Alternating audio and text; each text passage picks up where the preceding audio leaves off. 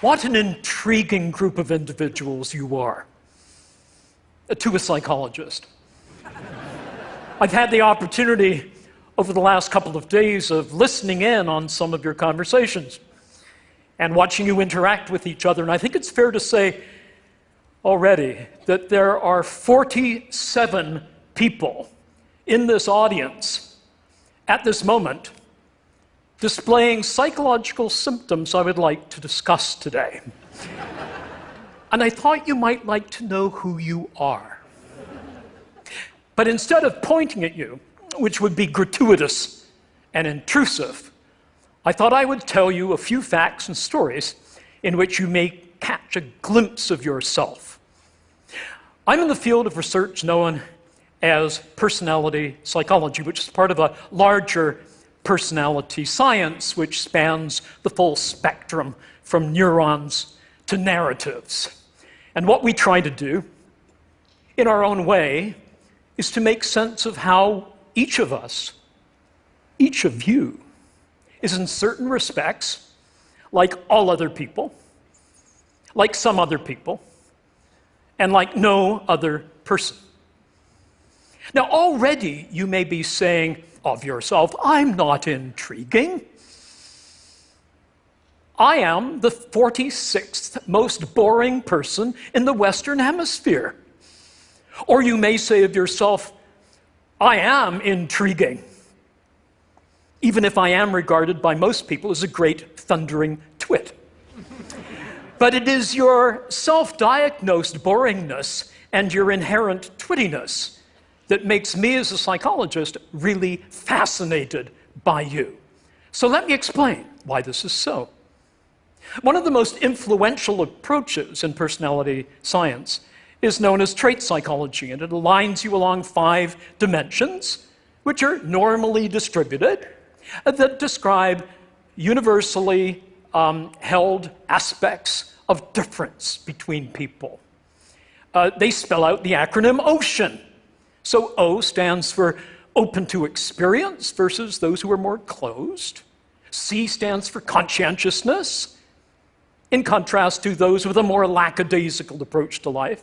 E, extroversion, in contrast to more introverted people. A, agreeable individuals, in contrast to those decidedly not agreeable. And N, neurotic individuals, in contrast to those who are more stable. All of these dimensions have implications for our well-being, for how our life goes. And so we know that, for example, openness and conscientiousness are very good predictors of life success, but the open people achieve that success through being audacious and occasionally odd. The conscientious people achieve it through sticking to deadlines, to persevering, as well as having some passion. Extroversion and agreeableness are both conducive to working well with people. Extroverts, for example, I find intriguing. With my classes, I sometimes give them a basic fact that might be revealing with respect to their personality. I tell them that it is virtually impossible for adults to lick the outside of their own elbow. Did you know that? Already, some of you have tried to lick the outside of your own elbow. But extroverts amongst you are probably those who have not only tried, but they have successfully licked the elbow of the person sitting next to them. Those are the extroverts. Let me deal in a bit more detail with extroversion because it's consequential and it's intriguing, and it helps us understand what I call our 3 natures. First, our biogenic nature, our neurophysiology. Second, our sociogenic or second nature, which has to do with the cultural and social aspects of our lives. And third, what makes you individually you, idiosyncratic, what I call your idiogenic nature. Let me explain.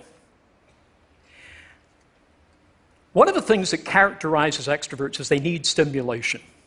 And that stimulation can be achieved by finding things that are exciting. Loud noises, parties, and social events here at TED. You see the extroverts forming a magnetic core, and they all gather together, and I've seen you. The introverts are more likely to spend time in the quiet spaces up on the second floor, where they are able to reduce stimulation and may be misconstrued as being antisocial, but you're not necessarily antisocial. It may be that you simply realize that you do better when you have a chance to lower that level of stimulation. Sometimes it's an internal stimulant from your body. Caffeine, for example, works much better with extroverts than it does introverts. When extroverts come into the office at 9 o'clock in the morning and say, I really need a cup of coffee, they're not kidding. They really do. Introverts do not do as well, particularly if the tasks they're engaged in, and they've had some coffee, if those tasks are speeded and if they're quantitative, introverts may give the appearance of not being particularly quantitative, but it's a misconstrual. And so here are the consequences that are really quite intriguing. We're not always what we seem to be, and that takes me to my next point. I should say, before getting to this, something about sexual intercourse. Although I may not have time, and so if you would like me to, yes, you would? Okay. There are studies done on the frequency with which individuals engage in the conjugal act, as broken down by male, female, introvert, extrovert. So I ask you, how many times per minute? Oh, I'm sorry, that was a rat study. How many times per month do introverted men engage in the act? 3.0. Extroverted men, more or less? Yes, more. 5.5, almost twice as much. Introverted women, 3.1. Extroverted women, frankly, speaking as an introverted male, which I will explain later, they are heroic. 7.5, they not only handle all the male extroverts, they pick up a few introverts as well.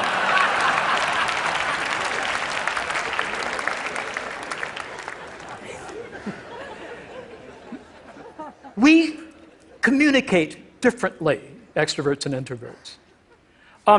Extroverts, when they interact, want to have lots of social encounter punctuated by closeness. They like to stand close for comfortable communication. They like to have a lot of eye contact or mutual gaze. We found in some research that they use more diminutive terms when they meet somebody.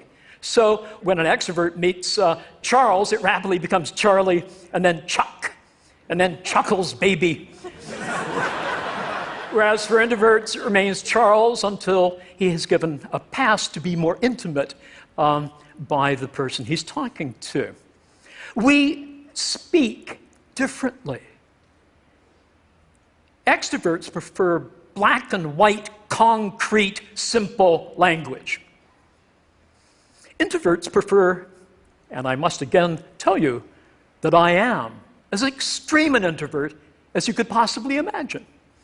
We speak differently. We prefer contextually complex, contingent, weasel word sentences, more or less, as it were, not to put too fine a point upon it, like that. When we talk, we sometimes talk past each other. I had a consulting contract I shared with a colleague who is as different from me as two people can possibly be. First, his name is Tom. Mine isn't. Secondly, he's 6'5". I have a tendency not to be. And thirdly, he's as extroverted a person as you could find. I am seriously introverted. I overload so much I can't even have a cup of coffee after 3 in the afternoon and expect to sleep in the evening. We had seconded to this project a fellow called Michael. And Michael almost brought the project to a crashing halt. So the person who seconded him asked Tom and me, "What do you make of Michael?" Well, I'll tell you what Tom said in a minute. He spoke in classic extrovertese. And here is how extroverted ears heard what I said, which is actually pretty accurate. I said, well, Michael does have a tendency at times of behaving in a way that some of us might see as perhaps more assertive than is normally called for. Tom rolled his eyes and he said, "Brian, that's what I said. He's an asshole."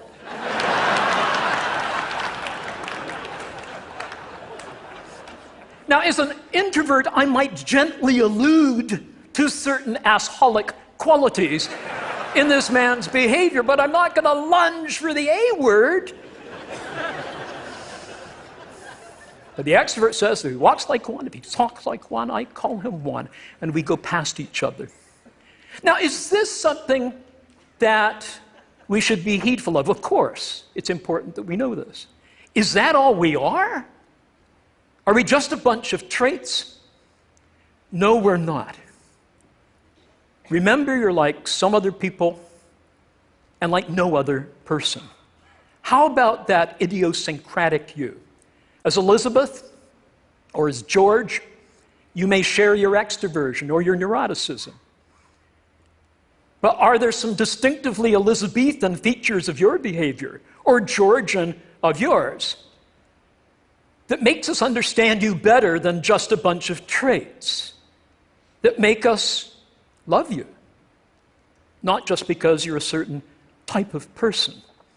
I'm uncomfortable putting people in pigeonholes. I don't even think pigeons belong in pigeonholes. So what is it that makes us different?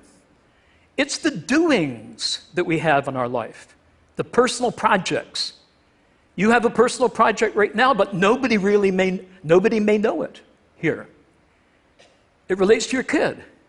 You've been back 3 times to the hospital and they still don't know what's wrong. Or it could be your mom. And you've been acting out of character. These are free traits.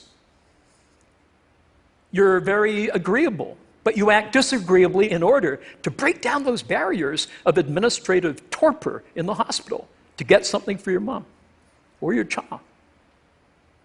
What are these free traits? They're where we enact a script in order to advance a core project in our lives. And they are what matters. Don't ask people what type you are. Ask them, what are your core projects in your life? And we enact those free traits. I'm an introvert, but I have a core project which is to profess. I'm a professor. And I adore my students, and I adore my field, and I can't wait to tell them about what's new, what's exciting, what I can't wait to tell them about. And so I act in an extroverted way because at 8 in the morning, the students need a little bit of humor, a little bit of engagement to keep them going in arduous days of study.